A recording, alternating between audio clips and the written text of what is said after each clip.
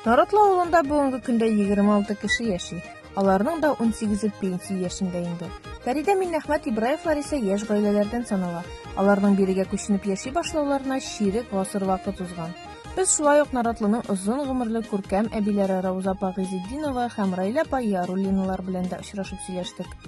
Буларның барысы хакында да сез газетабыз битләрендә укый аласыз.